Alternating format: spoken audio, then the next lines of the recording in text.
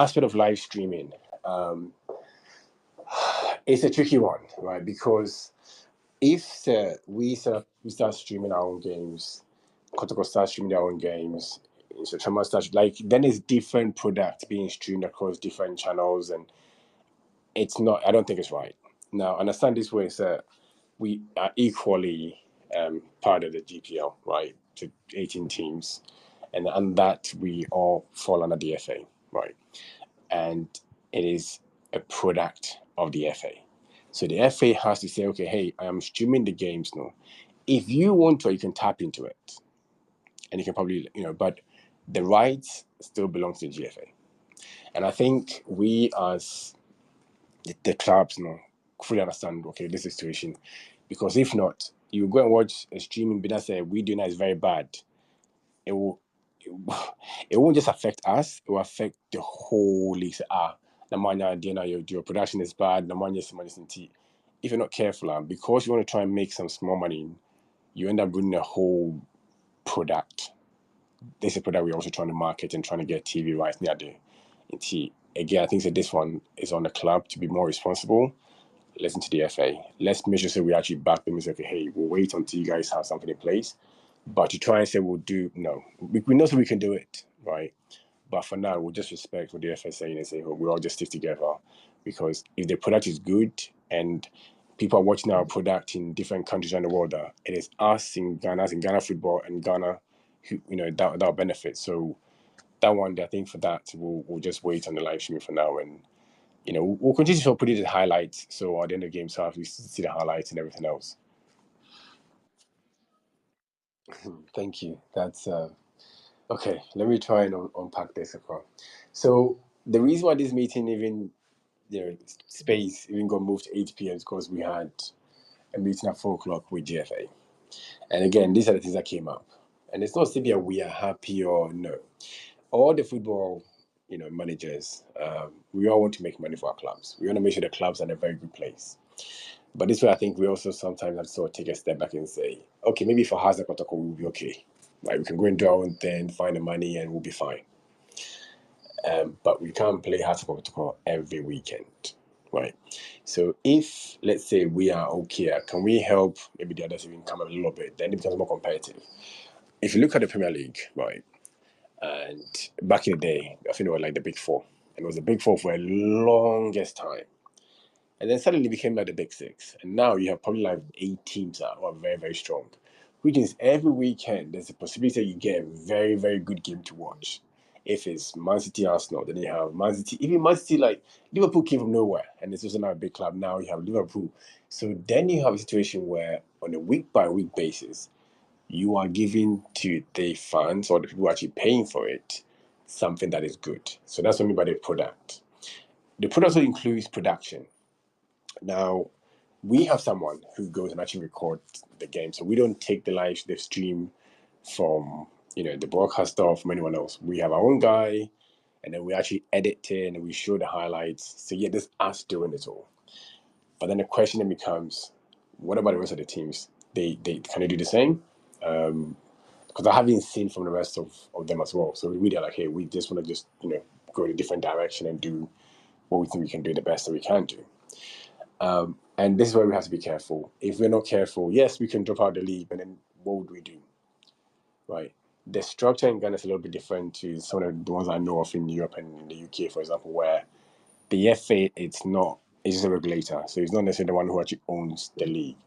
GPL should be something like EPL, it's like completely separate. And then it can go and market itself to different companies worldwide and do its own thing, regulated by the FA. But ours is a little bit different. The FA is at the top, and everything else kind of like falls beneath it, right? But again, I'm going to have to really be very sensitive about this because it's not just about 2 teams.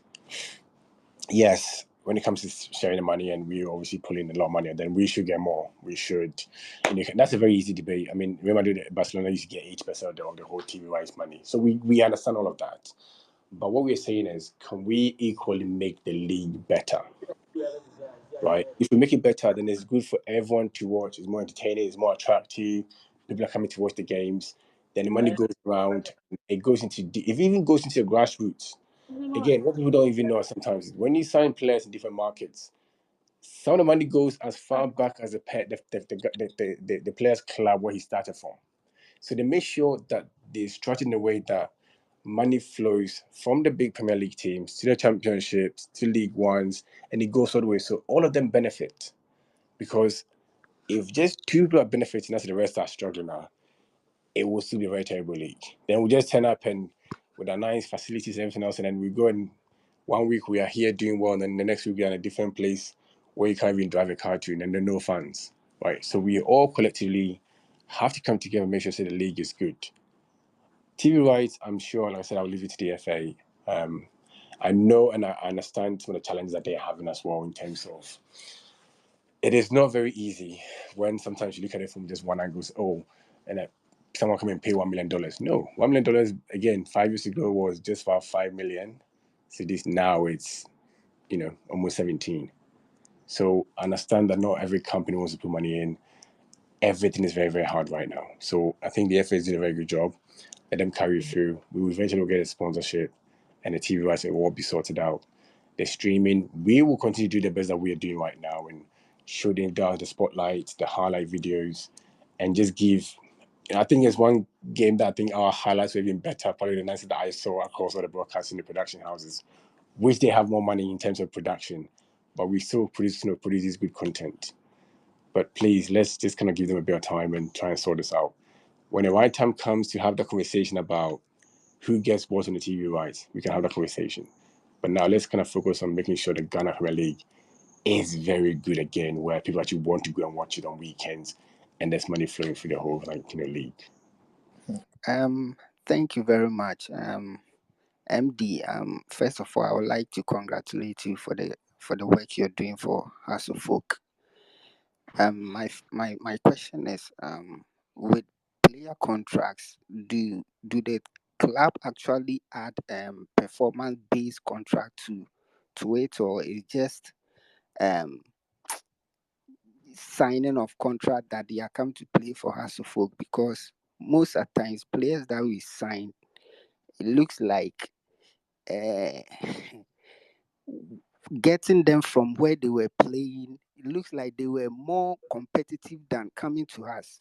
Instead of playing for House of Folk and maximizing their performance, the moment they come to House of Folk, their performance drops.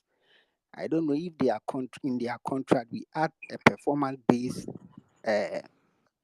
portion to it or not. That's my question. All right. Okay, that's a very good question.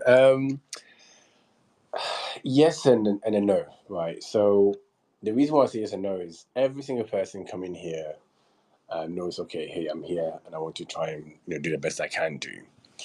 And no, in the sense of not necessarily like there's no performance base. Of course there is. And we have winning bonuses for players and all that every time they win a match. So they know all these things already in place. But let me try and answer this question differently. Some players maybe they've already played their best football before they get to House of Folk. So they're doing really well, great. But that is their peak. From then, they can't go any further than that. If we buy them at that time, we also need to understand that we bought a player who is now on a downwards. And then we'll have the same thing of, no, but I'll say, why say one idea? No, it could just be you bought at a very late time. So you know how the MLS was doing before, where they'll buy players from the Premier League who are just about retiring and kind of like, if you don't get a timing right, you end up not seeing the true value. You don't get the best. And I think that's why we also need to look at, okay, fine, some of the players that we signed this season, we used age as well. So, okay, look at the age. So we don't want very, very older. So at least we know, so we're able to get more value for them over a long period of time. Again, sometimes people might not understand that part, but it is part of the game. Performance in the heat, one every day, it takes you to another player. So they don't last forever. So again, we understand it's okay, get them at the right age, and then we'll get the best out of them. A lot of guys as well might come in for different reasons. So I can't really speak to that from the past, what's happened. All I know is now the team that we have and the players that we have now that we've joined the team, and you can see on the pitch, are very, very hungry, right? For some of them, like, hey, I'm a House of Folk now, and I have to show the world what I can do. because they know the platform that we have given them. So from here, a lot more people can see you. We can speak to the clubs. Hey, do you want to get this player? So they know the opportunity that they have now. So even the way that they play, the way they just give it everything all the time, and it's quite good and quite reassuring to see. So they are equally giving back from that side. So yes, the past is the past. Let's not really try and go there. But going forward as well, you see how the performance and that translates. Okay, the fact that we actually got them before they peaked as well. All right. What gonna say? Yes, boss. Yeah. You got the floor, please. Good evening, Mr. Dela.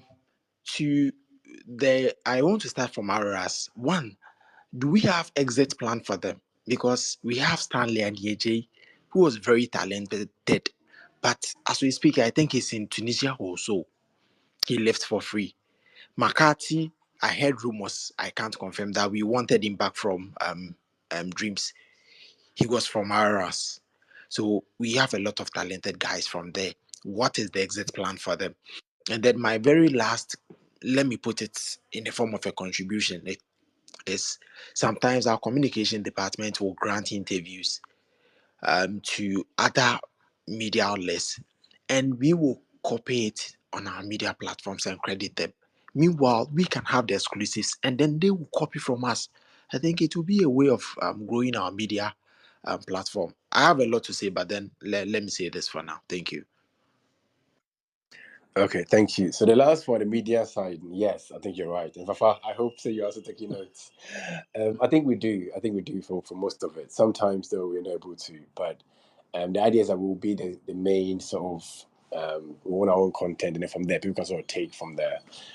In cases where it gets a bit frustrating when you've produced a content and a person can just go and download it and then put it on their page, and they're making whatever from it as well. So yes, it's something that we're actually trying to sort of clamp down. On Oras, it's something that I think we've. So again, I don't know about the past in terms of how it was, and I know one or two people came through. Like Hamza came from Oras, right? One of our own. But what we've now put into place a whole recruitment policy that says that every year, at least 2 people should come from Oras into the senior team. So going forward, it becomes something that's set in stone. The coach can go and buy your players, can do this and this, but you reserve 2 spaces for Oras. This, I believe, we have 2 guys who have joined this team, and I think in the first one of the games, Humphrey even played, and Humphrey's come all the way from the under 17s. And again, I'm not sure if people are aware, but FA allows you to register up to I think 10 under 17 players, who then for them they can actually come and play in the league anytime. And that's why I think Humphrey's got a chance to play. So yes, now there's a whole plan in place to make sure and the 17s are being promoted to RS and the RS are being promoted. And it also means that if you've been here for Tibia 3 years and you haven't cut in RS, then again it's okay, maybe it is not the place for you. So then we can look at maybe trying to then sell you to other clubs, again, just because of business, right? But yes, now going forward, there's a whole strategy, there's a whole plan in place. There's a lot of investment going to U17s. I've actually been there with Coach, Justifiers as part of it. It was amazing. The U17s that we have as a group, it's just fantastic to watch. I mean, and one day you guys will start to see it come through as well. There's some really, really talented players. So yeah, just give us some time and then these things will start. You won't probably see the immediate way now because it will start to see from next season when, okay, these 2 came from RS, then it will kind of like follow on. But yeah, we've put some things in place for that. Okay. Roma, now to the negatives. I think that since our ban, we've not really had anything in terms of sponsorship. And I know it's a challenge. I know it's not easy, but any progress report. And then the second one will be in terms of player recruitment and player transfer. I think over the past few years, that's one thing out of okay, your players, the players live on they try to maximize their stay in the club and then they leave on a free. Into what are some of the things that you guys are trying to put in place? Because when we say contracts, we need to be but what are some of the methods that you are thinking to put in place to try to reduce the exodus at least on the but in a bigger free place? Yeah. Okay, no, that's good. That's good, and thank you. At least you praised the communication side, so there's been some improvement, which is nice to know. Now, the first one, sponsorships. Again, so this is where it gets a little bit tricky. So sometimes you approach a company and they're like, oh, right now I'm not sure about Ghana football, and okay, let's see how it goes. All right. So it all comes down to the product. So we also need to make sure that the product is good as the GPL, as the FA, right? So from that all the way from the top, so that what we are selling to people, business can actually buy into it. I also understand that on the financial side, and this is where sometimes it's a little bit tricky, because if we sign a deal with a company for $100,000 a year ago, it is very different now, because maybe 2 years ago, 100,000 was maybe like 500,000 cities. Now 100,000 is like 1.7, right? So you're asking a club to give 1.7, it's like, that's a little bit too much, right? So there are other things that are now affecting sponsorship, which has nothing to do with the clubs. So let's just make sure it's not even about the clubs. Then there's the other side of the comments and the negativity, and that I think for a long time was kind of like clouding around House of Folk. I think now we can still see it moved away, right? So yes, we've had a few calls here and there. Okay, companies talking to us here and there, and you're right. There hasn't been any progress reports, so to speak. But I think the plan is okay. We're just working on it, and say a bar, we'll just announce it again. Just make sure okay, then everyone is aware. But it's been a little bit of a challenge, if I have to say, because of a few things are probably outside of our control. But we won't stop, because we know it's a commercial and very important. So not just the gate fees, but again sponsorship. Even the companies who have agreed and have sponsored us, even getting the money quite becomes a challenge. So again, you need to understand that it is not just about even signing the contract. Because you can sign a contract, but if they're having challenges, it gets a little bit lucky. Then and also don't forget it's an election year. It gets a bit tougher when it's an election year and everyone's saying, okay, let me just hold on to my money and see what happened. So we are trying to do all of this whilst having to also like operate as a club and still play good football and still carry on. So we'll keep doing that until we get to that point of being able to like be financially like in a very good place and all that kind of stuff. On recruitment, yes. Oh god, that's a very interesting one. So I think sometimes, and this is just the first transfer window that I've been in. I've heard the stories about players as we don't let them go, as we don't like selling players. We don't like to sometimes move a bit fast even in our own recruitment as well. It's not necessarily the case. So let's look at things from a different angle. We don't give long-term contracts, yes, because of how the league is and everything else and different factors. But at the same time, players be as they are coming, they already know, okay, I'm only here for a year or 2 years and that's it. So regardless how much you want to try and extend their contract, they don't want to extend, or they won't extend, right? There are some people as well. Now we don't just compete, say, oh, we are the best football club in the country, so every footballer wants to come to us. No, now it's a very global market. So you are trying to sign a player, you're talking to them, everything's okay. Next thing you know, they have an offer from a different country abroad, offering them more money, right? Because now you can see a player and see their highlights on YouTube and be like, oh, okay, I like this player. Okay, fine, I'll talk to them. And say, okay, do you know what? I'm not sure, but I can give you like $2,000. To that club, that $2,000 is not a lot of money. They just want to just take that gamble. But when you convert it here, the player's like, hey, 2,000, like, okay, then Hans, you please wait. So you get one of these situations as well, right? And so sometimes, not because we don't want the player. No, we actually do. We've probably spoken to them. Things are moving okay, but then they get offers, right? And it's a bit annoying because, it's kind of hope you say you get all your players that you want, but it is business at the end of the day. Then there's the other side of, let's say, a fan who sees, oh, this player is very good. So all the fans are, go sign this player. And then you go and talk to the player, for example.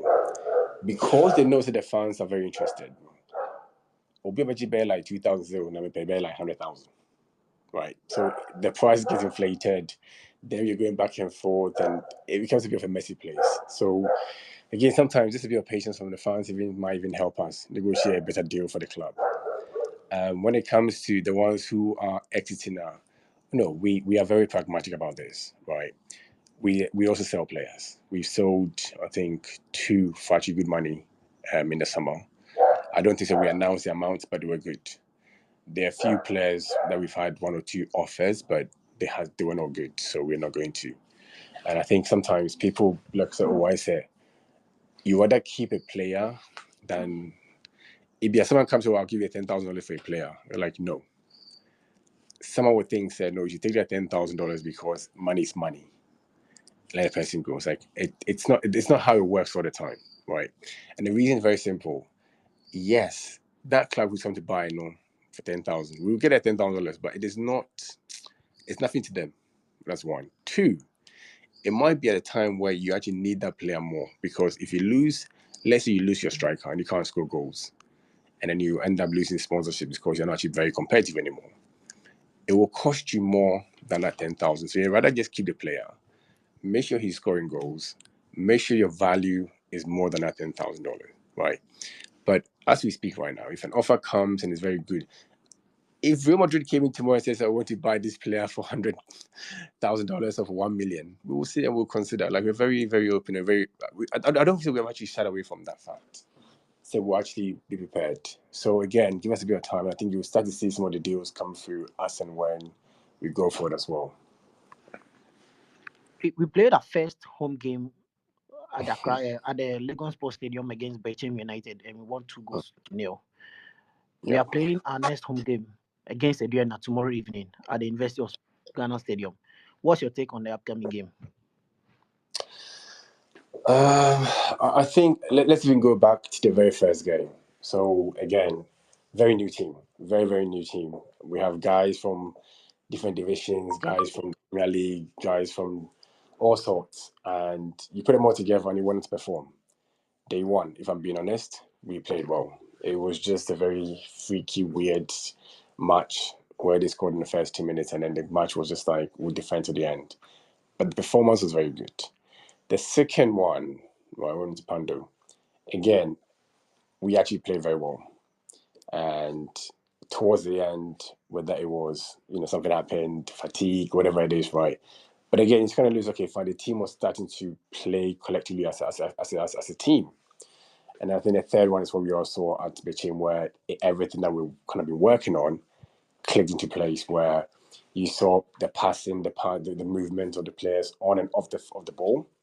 And it's something that we've been working on for a while. So, it wasn't surprising to me. I think when we went to Nations and they were convinced that they'll win the game. And afterwards, it's quite pleasant to see that comments from, some of the owners and everything else about how the team has improved and how technically strong the team is.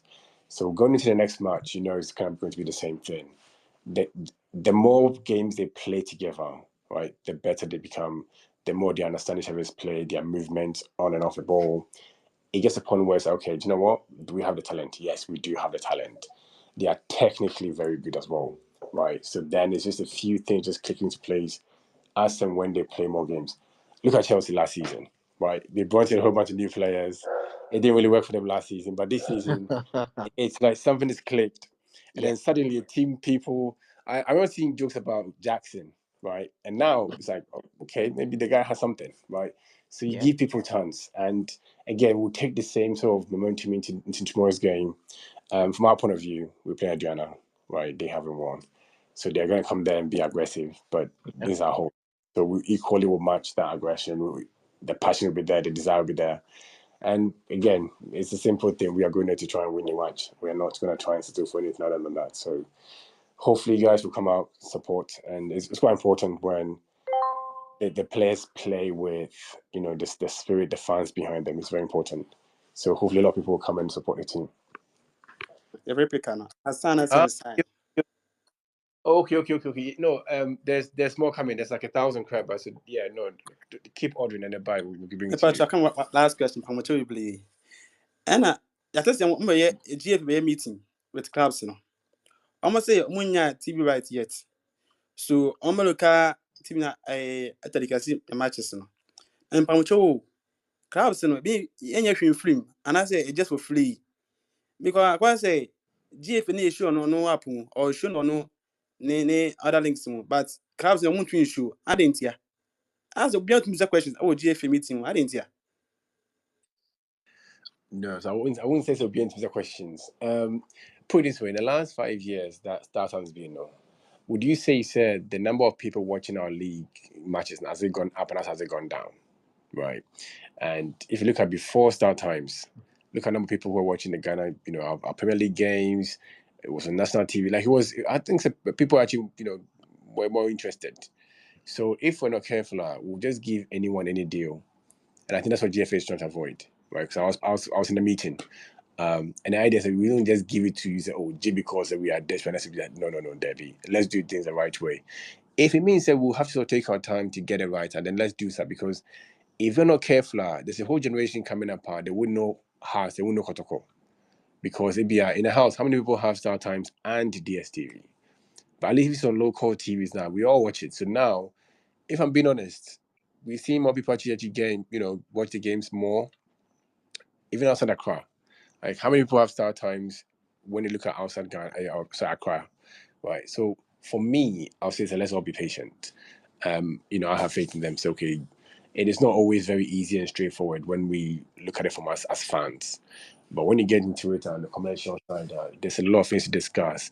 For example, if I'm signing the deal today, and that's $1 near 17. A year from now, what if the dollar is like 34? Do I still pay 34 million if it's so there are a lot of things okay, then do we put a cap in place? Do we do this? Like it's a lot, right? And I don't want people to sort of look at it from a very simplistic point of view, say, oh, Mungo TV was in bad Debbie, right? And we say, okay, Mungo for the best deal number, because the best deal might be that we promote Ghana football first in Ghana. To a lot more people are watching it as they used to back in the day. Then we can commercialize and hey, now we have traffic, because without traffic, it's quite hard to sell. Because now we're basing our numbers on start time numbers. I don't even know if you guys even know the numbers, right? Now you can say, okay, this TV station is showing where you say. You have TV stations that come forward that they're showing the ladies' games, the divisional games as well. So we have the FA has actually got those in place. Now as a Premier League, okay, fine, we have more traffic, more traction. Then we can go and get more money from the bigger sponsors now.